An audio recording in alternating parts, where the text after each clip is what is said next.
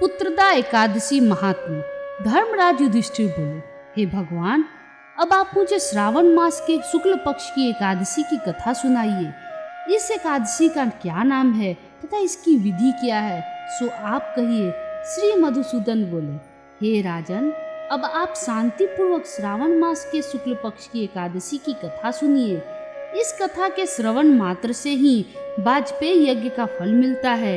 द्वापर युग के प्रारंभ में महिष्मती नाम की नगरी थी। उस नगरी में महाजीत नाम का एक राजा राज्य करता था। वह पुत्रहीन था, इसलिए वह सदैव दुखी रहता था। उसे वह राज्य कष्टदायक प्रतीत होता था, क्योंकि पुत्र के बिना इस लोक और परलोक दोनों में सुख नहीं है। राजा ने पुत्र की प्राप्ति के बहुत यत्न किए, परंतु वह निष्फल गए। जब वह राजा वृद्ध होने लगा तो उसकी चिंता भी बढ़ने लगी। एक दिन उस राजा ने प्रजा को संबोधन करके कहा कि न तो मैंने अपने जीवन में पाप ही किया है और न अन्याय पूर्वक प्रजा से धन ही एकत्रित किए हैं। न मैंने कभी देवता और ब्राह्मणों का धन छीना है और न किसी की धरोहर ही मारी है। मैंने प्रजा को सदैव पुत्र की तरह पाला है। मैंने अपराधियों को दंड दिए हैं। मैंने कभी किसी से राग द्वेष नहीं किया, सबको समान माना है। इस प्रकार धर्मयुक्त राज्य करने पर भी मैं इस समय महान दुख पा रहा हूँ। सो क्या कारण है, मेरी कुछ भी समझ में नहीं आ रहा है।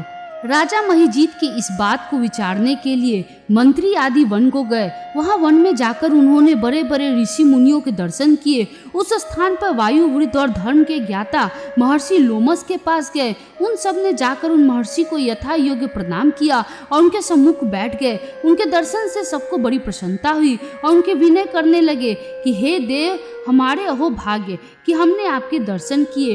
इस पर लोमस ऋषि बोले कि हे मंत्रीगण, आप लोगों की विनय और आपके सद्व्यवहार से मैं अत्यंत प्रसन्न हूँ। आप मुझे अपने आने के कारण बतलाइए। मैं आपके कार्य को अपनी शक्ति के अनुसार अवश्य ही करूँगा, क्योंकि हमारे शरीर ही परोपकार के लिए बना है, इसमें किंचित मात्र भी संदेह नहीं। लोमस ऋषि के ऐसे वचन सुनकर मंत्री बोले कि हे महर्षि, आप हमारी समस्त बातों को जानने में ब्रह्मा से भी अधिक है, अतः आप हमारे संदेह को दूर कीजिए। महिष्मती नाम की पुरी में महिजीत नाम के एक धर्मात्मा राजा है। वह प्रजा को पुत्र की तरह धर्मानुसार पालन करता है, परंतु फिर भी पुत्रहीन है। इससे वह अत्यंत दुखी रहता है।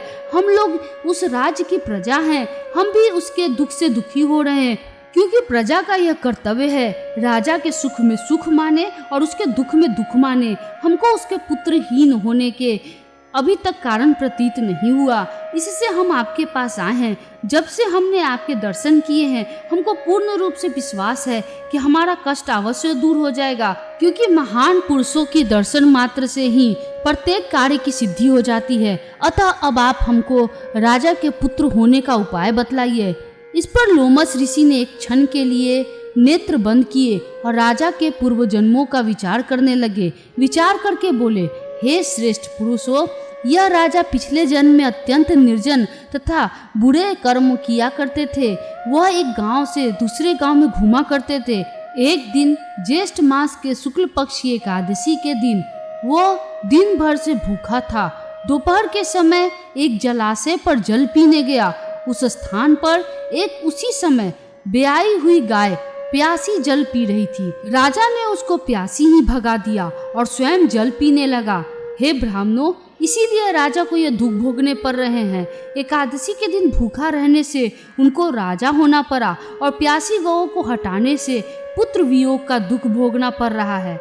इस पर सब बोले, हे महर्षि, शास्त्रों में ऐसा लिखा है कि पुण्य से पाप नष्ट हो जाता है, इसलिए कृपया करके आप राजा के पूर्व जन्म के पाप नष्ट होने का उपाय बतलाइए, क्योंकि उस पाप के क्षय होने से पुत्र रत्न की उत्पत्ति होगी।